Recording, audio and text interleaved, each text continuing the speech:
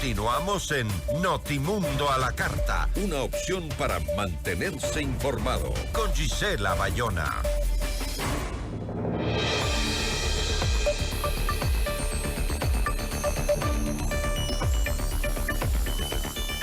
Un jurado de los Estados Unidos declaró culpable al excontralor del Ecuador, Carlos Pollitt, en 6 cargos relacionados con el lavado de activos en los casos Odebrecht y Seguros Sucre.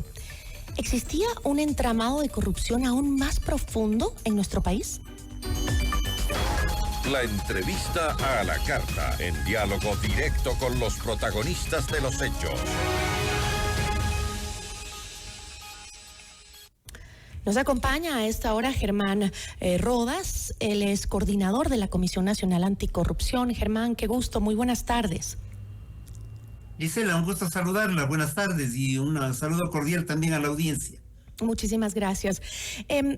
Carlos Pollitt fue declarado culpable de varios cargos: conspiración para lavado de activos en las transferencias realizadas por Plastiquim y Cosani a la cuenta en la Florida de Venture Overseas, una de las empresas de John Pollitt, hijo del excontralor, y cargos por la compra de un edificio de oficinas y una remodelación de una casa de la Florida.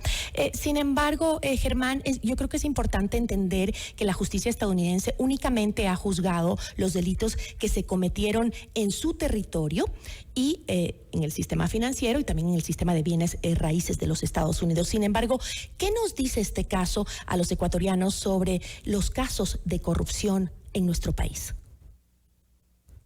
Creo que lo que ha ocurrido con Pollitt en Estados Unidos ha sido que han podido constatar un enriquecimiento ilícito permanente que no ha sido posible que pueda explicar de dónde provienen los recursos, pero además en Estados Unidos han intervenido como testigos las personas vinculadas a Odebrecht, quienes le han dicho en la cara de él y de los jueces y de las autoridades competentes que le entregaron dineros que le sobornaron con la finalidad de que ese contralor olvide cualquier conflicto, cualquier problema de Odebrecht, y evidentemente le demostraron que había estado al servicio de un proyecto político que se montó en aquel periodo.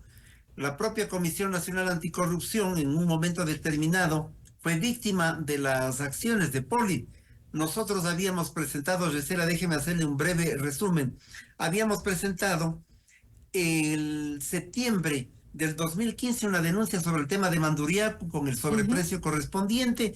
Manduriaco, hay que acordarnos que es la hidroeléctrica y la obra con la cual Odebrecht regresó al país. Un sobreprecio descomunal.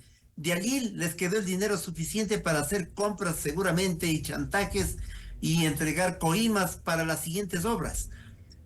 Aquello lo señalamos en el 2015. En el 2016, en febrero, demostramos, y esto fue sancionado, que el terreno, la planicie del Aromo, fue comprada cuando estaba avaluada en $200,000. Esa planicie fue comprada en $10 millones, es decir, beneficiando a los vendedores. Entramos en esa línea y entonces Pollitt se dio cuenta que teníamos información sobre otros asuntos, hizo que se canasteen las denuncias en fiscalía, señaló que le habíamos calumniado, vino el juicio y al poco tiempo, el 20 de abril, exactamente por meses y por fecha, 7 años atrás, nos sancionaron con 1 año de prisión. Gracias a la presión ciudadana, esta ignominia no se cumplió, pero queda demostrado que teníamos la razón y que evidentemente Pollitt no ha sido sino un personaje al servicio de las empresas como Odebrecht y del grupo del núcleo a los cuales él sirvió en condición de contralor. Sí, lamentablemente uno de sus miembros, incluso el doctor Rodríguez, que ya falleció, lamentablemente no tuvo la oportunidad de ver esta sentencia que hubiese sido muy favorable también para su caso, pero por lo menos su hijo Felipe ha hecho público lo que usted nos acaba de contar en las redes sociales, justamente. Dentro del testimonio del caso se mencionaron también figuras políticas del país, como es el caso de Jorge Glass. ¿Existe un entramado de justicia más profundo en nuestro país y que no ha sido juzgado aún? Porque estamos viendo lo que está pasando con el caso Purga, con todos los casos, el caso Metástasis y todo lo que se desprende de él, todo ese entramado de justicia, pero al parecer esto no acaba, ¿no? Así es, Gisela. Permítame un paréntesis, le voy a agradecer. Esta circunstancia de Estados Unidos, nosotros como Comisión Nacional Anticorrupción la recogemos también como homenaje, lo ha dicho bien usted, al primer coordinador de la comisión, Jorge Rodríguez, a quienes formaron parte de esa comisión que ya no están entre nosotros, Julio César Trujillo, María Arboleda, la doctora Isabel Robalino. Y evidentemente agradecemos a quienes fueron nuestros abogados, entre ellos el doctor Felipe Rodríguez, de tal manera que vale la pena que el país lo recuerde. Y lo que hace para la comisión es simple y llanamente, además de darnos la razón, darnos el motivo suficiente para seguir cumpliendo esta tarea cívica encomendada por colectivos sociales importantes. Sobre lo que usted me pregunta, en realidad, lo que estamos viviendo en el país y lo que ha quedado demostrado en Estados Unidos es que fueron gentes que sirvieron a quienes tenían la responsabilidad política en el manejo de la cosa pública. Porque Manduriaco fue construida por ese grupo de gentes que gobernaron al país en los años anteriores. Toachi Pilatón lo propio. El negocio del terreno del Aromo fue en la época del correísmo. Poli se encargaba de tapar todo aquello que podría no estar adecuadamente y perfeccionado en el delito, pero además parece que era el individuo que se encargaba de recibir los dineros también para el cohecho y evidentemente para su beneficio, para dar los informes conforme los intereses, en este caso de Odebrecht. Yo siempre repetiré que esta obra importantísima que tiene Quito también tiene que ser investigada. Nosotros le hemos dicho, el metro de Quito fue construido con sobreprecio de Odebrecht y de la empresa Acciona. De tal manera que la obra pública en un momento determinado de ese gobierno fue un gran pretexto para obtener ventajas y quedarse con el vuelto. Así es. Y después de la sentencia en los Estados Unidos, todas las figuras políticas cercanas a Polit han intentado como desvincularse, ¿no? Rafael Correa ha señalado en su cuenta de X que no conocía a Carlos Polit cuando lo seleccionó de la terna enviada por el Congreso. Pierina Correa también ha señalado que Polit no era su contralor. Sin embargo, reportajes periodísticos y también videos de los 10 años en los que Polit ocupó su cargo dan cuenta de pues que había evidentemente una cercanía al gobierno del expresidente Rafael Correa. Las raíces de la corrupción van más allá de los sobornos de Odebrecht, ¿cree usted? Desde luego que sí, porque vivimos una etapa en la que todo ocurrió de manera inadecuada e irregular. Y muchos temas han quedado todavía en el análisis, todavía están en la justicia, están en fiscalía, de tal manera que hay que desempolvar mucho. Seguramente los organismos competentes de control deberán ponerse en contacto con aquellos, en este caso con la justicia norteamericana, buscar los mecanismos para que les entreguen información, pero además los propios organismos ecuatorianos deben poner en marcha las denuncias que sobre estos acontecimientos existen. También hay problemas y conflictos vinculados con la salud, me refiero a la venta de medicamentos y de insumos que comenzaron en ese periodo a ser parte de grandes negocios. Evidentemente, en lo que significa la venta del petróleo, allí tenemos el señor Nielsen Arias, de tal manera que en las grandes actividades del país, lo que ha habido son actos colusorios entre núcleos de empleados públicos vinculados al régimen y sectores privados que también se comportan de manera irregular e inadecuada. Y esa es una lacra a la que hay que enfrentarla de manera activa, de manera constante. Esa es una tarea de los medios de comunicación, de la sociedad civil, del país en su conjunto, porque hemos sido asaltados por millones, de tal suerte que la crisis económica que vivimos también es producto de ese asalto. Así es. Además, considerando cómo se manejaba la política dentro de esos 10 años del correísmo en los que estaba Carlos Polit, ¿es posible que el gobierno de Rafael Correa no haya estado al tanto de estos mecanismos que dejaron a Polit con millones de dólares a su favor, al punto de que hoy en día se busca pues expropiar varias propiedades con valores superiores al $1.000.000 cada una? Yo tengo la certeza, por decir en términos generales, de que esto no podía ser con desconocimiento del poder político de aquel entonces. Y vuelvo a referirme, si en Manduriacu hubo un sobreprecio de 162%, no tenían ni siquiera los permisos ambientales para comenzar la construcción. Y cuando nosotros les denunciamos, los primeros en saltar, ¿quiénes fueron? El ministro de Energía, el señor Albornoz. Pero no solo que se puso bravo, sino que nos demandó a la Comisión Anticorrupción por $3 millones. Esta era la práctica para silenciarnos, amedrentarnos, asustarnos. Gisela, la Comisión Nacional Anticorrupción llegó un momento dado a tener un acumulado de deudas por las demandas de $50 millones, y tuvimos que ir venciendo una a una las circunstancias y las causas, de tal manera que nuestras acciones no son un azar ni son producto de una vendetta política o de una acción política. Simple y llanamente hemos actuado en función de los intereses del país, y los 100 y pico de delitos que hemos denunciado, evidentemente todos ellos han podido ser construidos sobre la base de una información adecuada, que hoy es evidente en la historia del país, que se la puede constatar. He señalado en la actividad petrolera, minera, energética, en el tema de la salud, en la provisión de insumos médicos, y evidentemente en el tema de la presencia de Odebrecht. Y no nos olvidemos de la reconstrucción falsa de Puerto Viejo y de Esmeraldas, que también significó $3.500 millones en pérdidas. De tal suerte que estas gentes actuaban como un equipo. Así trabajan las gavillas.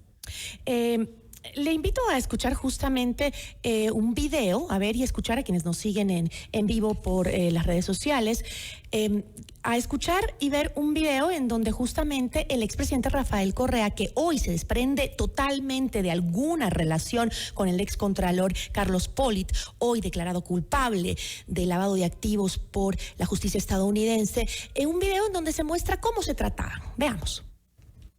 Felicitaciones a nuestro contralor Carlos Polit por los importantes avances durante su gestión. Si todo el mundo quiere a Carlos, ¿no? Le clava la glosa, todas las responsabilidades, y todo el mundo lo aplaude y lo quiere, que es simpatiquísimo. Hay que tener un poco de miedo. Bueno, esa era la forma en que se trataban con mucho cariño, mucho compadrazgo entre el expresidente Correa y Carlos Polit, ¿no? Esto fue en octubre de 2015, el video que escuchábamos y veíamos. Además, Polit fue nombrado 2 veces contralor con una puntuación de 100 sobre 100, Germán, en concursos que eran organizados por el Consejo de Participación Ciudadana, que en ese momento era controlado por el correísmo. Sin una independencia de funciones, la responsabilidad política de la corrupción que hoy vemos que la ha comprobado la justicia de los Estados Unidos en Carlos Polit, ¿no debería recaer también en el gobierno donde él trabajó y sacó estas coimas? Yo creo que hay que investigar muchas cosas. Primero, para no salirme del tema, hay que investigar cómo así la jueza Karen Matamoros le sentenció a la Comisión Nacional Anticorrupción, con un texto elaborado no por ella, sino en la Contraloría. Judicatura debería investigar este asunto y tomar cartas en el asunto. Lo que usted acaba de señalar, ese mamotreto que se llama el Consejo de Participación Ciudadana, que es un invento, porque dicen que representan a la sociedad cuando no la representan, sobre todo porque han estatizado a la sociedad no se estatiza, solamente Mussolini y Stalin la estatizaron, de tal manera que ese organismo no era sino, y sigue siendo de alguna manera, un vacío en donde se designan determinadas autoridades Y lo hacen sobre la base de las necesidades y requerimientos políticos, de la distribución del pastel además, de tal suerte que allí hay responsabilidades en esa designación, en esos concursos de 100 sobre 100. Pues yo creo que evidentemente todo eso queda evidenciado y esas cosas y esos asuntos deberán ser investigados, pero hay que hacerlo.